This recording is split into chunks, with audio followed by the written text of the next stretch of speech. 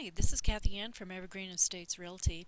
I've been taking a lot of buyers out to look at properties, and what I've noticed is that many people are not aware of the process. So this is just a brief overview of the basics of buying a home. And it's really going to break down into about 5 categories, and it's the financial aspect of buying a house, going out and searching for property, which is the one everybody thinks of first, the contracts and inspections that occur, any negotiations that you get to do while you're under contract, and the closing of escrow.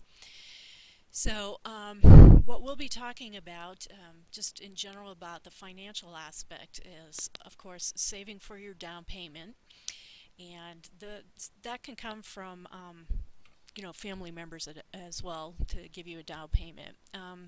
Your credit is going to be good. That's going to help with what you have to pay in interest rate on a loan. So you would get qualified for the loan first before you go looking at a property, because then you know how much you'll be able to have available to buy a house, and also figure out what you need for a closing cost.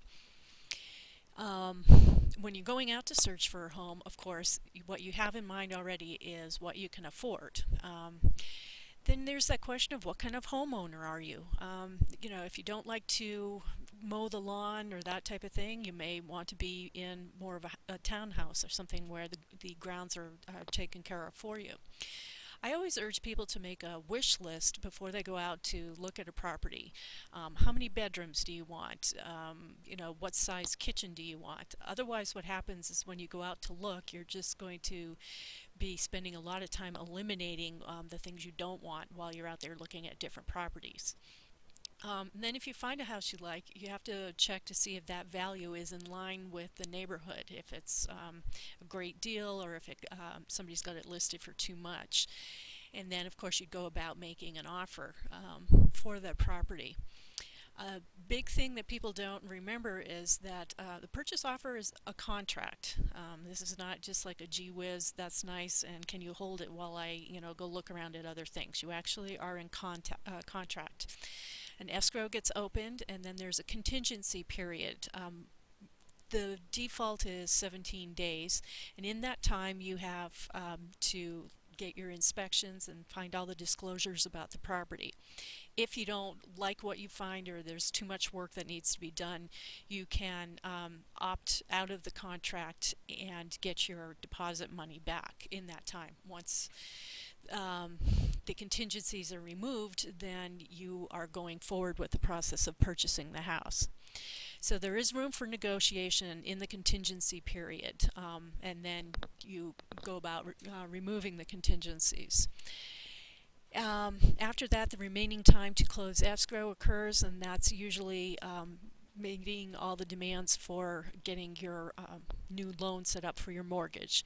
So any other obligations in there, like getting things cleaned up or that type of thing, that occurs in that time as well. And then the escrow closes, and it doesn't always close on the exact date that you think you're going to. So I'll share a lot of my experiences, because I had to keep everything, put it all in a U-Haul truck for a few days before the escrow actually closed. So it'll be a good thing to remember. You don't get keys until the title is recorded. So once the escrow closes, everybody gets paid, the title gets recorded, then you get the keys. And then afterwards we'll be talking about the tips for staying out of trouble, and refinancing and that type of thing. So stay tuned for more videos in this Buying a Home series. We will be going through the financial aspect and the search, contract and inspections, and the closing of the escrow. Until then, if you'd like to look around at what properties are available in your area, visit www.southbayrealtypro.com. Thank you.